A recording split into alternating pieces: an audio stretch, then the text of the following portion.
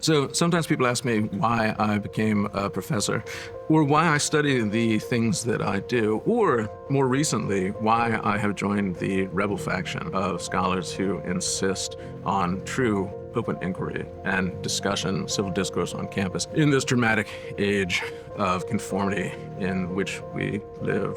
And the answer to all three of those questions is the author of this book. This is The Pillars of Economic Understanding. It was written by, see, I can't even do this. I always get choked up when I talk about Proman. Proman was my great teacher. He was a dear friend of mine.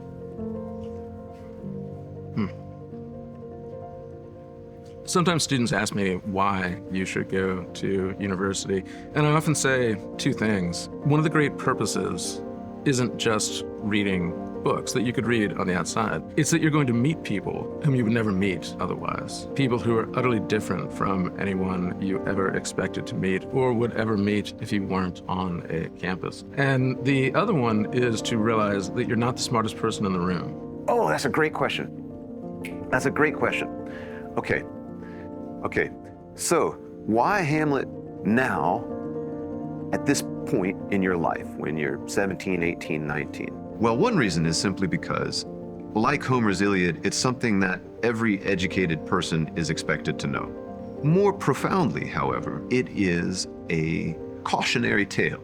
Students often go into Hamlet thinking, Hamlet, he's so cool, he's so dreamy, he's so romantic, whereas I think it's most useful for students to think of Hamlet as a case study in a young person embracing and running with all of the most fashionable ideas of his day, right? What was it to be cool and edgy and hip in the late 16th century? Well, it was to dress all in black and be melancholy. It was to be a Calvinist. Calvinist was cutting edge back then. Calvinist was like the hip, counterintuitive, cutting edge theory where like your parents would get angry at you for believing it. So the book that I want to recommend is called Wit by Margaret Edson. And we're going to be reading this book in our course, Knowing, Doing, Making Wisdom. This book contains a lot of wisdom. This is a play. One of the reasons that I wanted to assign it for our course, it shows the difference between, or clash between, if you like, purely theoretical wisdom and practical wisdom. So this sort of falls in the category of, let's say, the doing part of the course. So first of all, you'll notice that it says W semicolon T.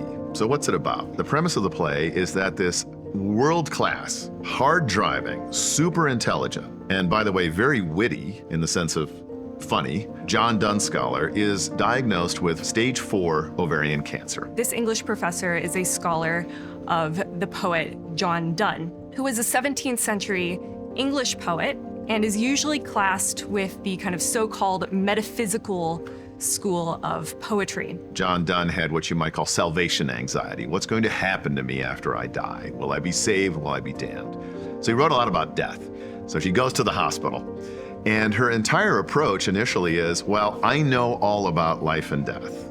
I'm prepared because I am a leading scholar of John Donne, and his entire oeuvre is worrying about death and the afterlife, right? So I'm set. That's great theoretically, but it does not prepare you for the trials and sufferings of dealing with stage 4 ovarian cancer. So John Donne was one of the first poets. There are others, but he was among the first poets to kind of push the conventions of what a sonnet is and what a sonnet can be about. So the Holy Sonnets are these divine meditations, these poems of consolation and questioning that he wrote during a period of his life, we believe, in which he was dealing with a great deal of pain and suffering. You see the word wit is broken apart.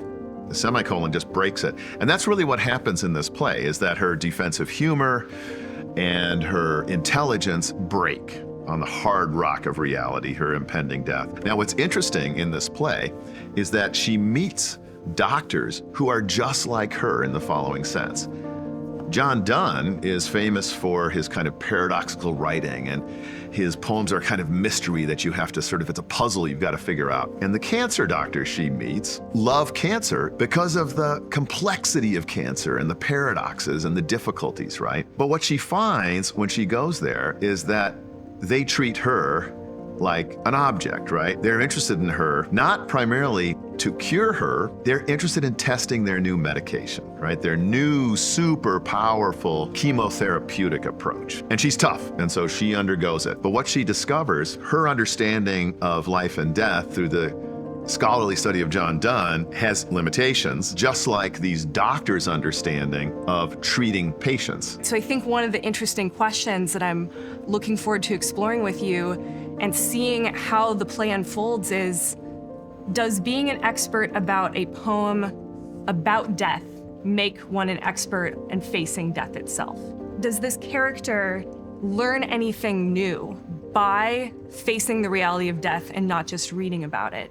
Or on the flip side, does this poem actually prepare her for the experiences she's facing in her life? And these are touching on much bigger questions, right? Questions that really go to the heart of the Western artistic and philosophical tradition, questions that we're going to be thinking about in the fall in this class. What is the relationship between art and reality? In what ways does art and poetry, the things that we read, how does that shape our knowledge? How does that help us know about reality?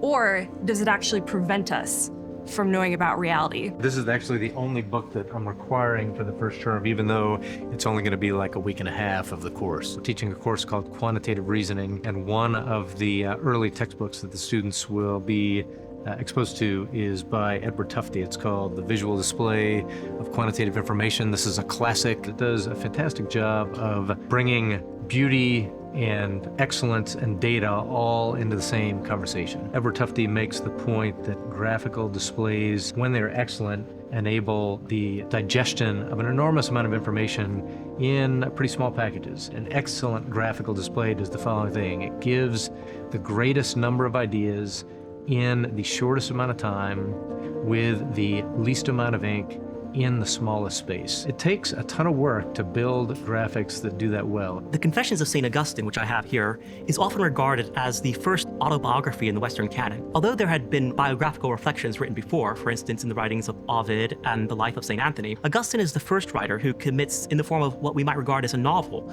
a complete story of his life, from his infancy up into the time of which it was composed. What, however, distinguishes the Confessions is that it is not simply a self-aggrandizing memoir of one's own life, but rather a dialogue with the creator of life itself and the destiny to which we are called. It is a search in his life for not only his faults, but also the ways in which he can overcome them, and find in his own self-deprecation and his own publicity a way of atoning for the faults that he has suffered from, and which he helps the reader to see within themselves. In addition to the benefits for your prose style or poetry, if you're into writing poetry, or plays or screenplays, if you would like to write drama, Hamlet is very useful as a touchstone for Western intellectual history. Shakespeare is writing this play at a pivotal juncture, a crux, a transition from the Middle Ages to modernity. And we see the two sides of that divide come together in this play, and Hamlet being forced to decide between them. So I like to ask students to approach this play as a proving ground, a battleground between very different visions of how to approach the world.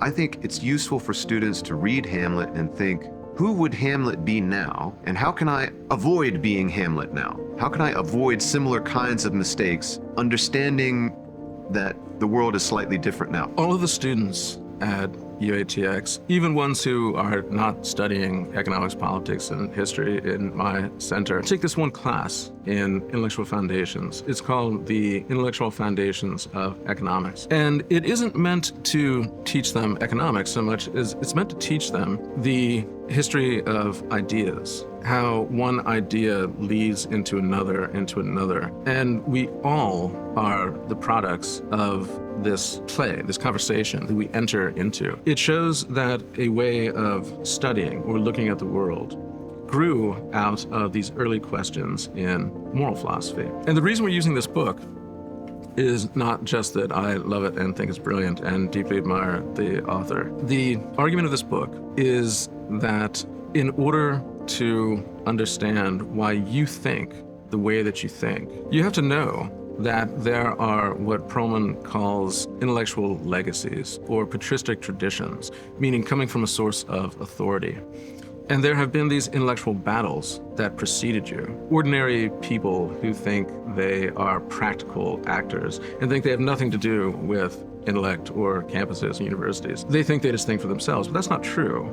They are discussing the ideas of academic scribblers of previous generations and just don't know it. What we want students to do is to know it, to start to understand not only why they think the way they think, but most importantly, why other people think the way that they think, and can really engage in the broader intellectual world and in debate in our society in a perfectly civil and reasonable way, which is a lost art. I will point out one of the graphs in this book. It's perhaps the most famous graph ever by Charles Menard. It's of Napoleon's traipse to Moscow in 1812. Edward Tufte says that there's 6 dimensions encapsulated in this one graph. This is actually the French version and the English translation. This is an amazing story about Napoleon's march to Moscow, and it contains information about the number of troops he had, the physical movement across terrain, the direction of movement, the temperature of the environment that they were in, and a variety of other details all in one sketch. You can stare at this picture for 5 minutes, and it's as good as reading 50 pages of description about Napoleon's march to Moscow. Way, way back when I started building presentations in my former career as a naval officer, there was a tendency to throw stuff into the graphic that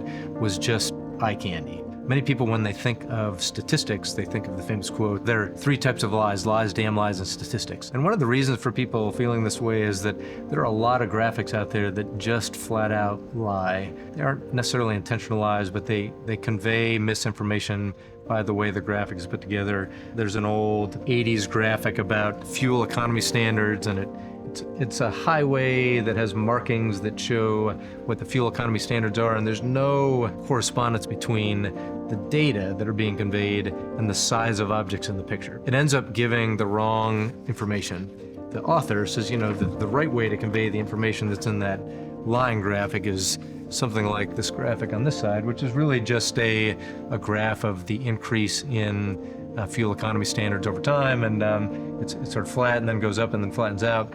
And then he's making the point that one thing that people tend to do when the graph is too boring, that they'll decorate it. And so when you look over on this side, you see all of this ornate decoration around a graph. It's meant to be silly, but it gives an idea of what happens when you are spending too much time on decoration and not enough time on data. So anyway, this book includes ideas like these and more. I think the students are going to have a lot of fun, and perhaps even more importantly, they're going to be better about receiving and conveying information through graphical design.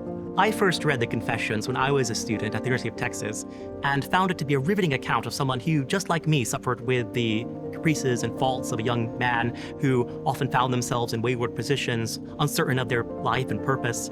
I saw in Augustine someone of the utmost seriousness about what he believed and why he should pursue it. Someone who asked these questions not simply as a philosopher's game, parlor trick that we can toss out here and there with our friends, as a question of our lives, what it meant, and what we can achieve with it. Part of the reason why we include Hamlet in these early courses in the first year of intellectual foundations is to set up later courses. One of the distinguishing features of the University of Austin is that the curriculum is very carefully thought through across all 4 years, where one course builds on the next, builds on the next, builds on the next. So in intellectual foundations, people encounter the figure of Socrates, and they also encounter the figure of Shakespeare's Hamlet. Moving a bit later on, you'll be able to take other classes on Shakespeare's plays, and you'll be able to take a class in arts and letters called Socrates and Montaigne. So Montaigne, this is the rather heftier book that I have here. I actually think Hamlet, not just me, but other people too, Hamlet is in part a representation, a personification of a French essayist called Montaigne. That's a very attractive part of the education here. You not only learn particular authors, particular works of literature, but you also learn how they fit together, how they relate to each other. Socrates, Montaigne, Shakespeare, each of these figures is wrestling with, for example, the practical viability of skepticism. As a student, you can juxtapose them with each other and come to your own conclusions about, okay, which author do I think had the best grasp of this perennial human question? Margaret Edson herself was a kindergarten teacher. This is the only play she ever wrote. This is a one-off. It won the Pulitzer Prize. I think our students are going to love it. That's why we're reading it. So these are the questions I'm interested in exploring with you in this text. I'm looking forward to studying and reading this play with you in the fall. There is no expectation that you will need to believe or not believe in any one thing or another. We ask you only this, that you should raise these questions for yourself, that you should explore them with the same passion and purpose for which they were originally conceived, and you should come to conclusions of your own. And in doing so, we hope that you will find your own calling, a calling that will lead you elsewhere, to give you purpose and perhaps to contribute something better to the wider world. There are these competing ideas, and you might have only heard one side of it. And what you need is to hear the complete picture and think it through and realize that all the conversations that scholars are having and you are having are part of a very long conversation and debate grounded in these intellectual legacies.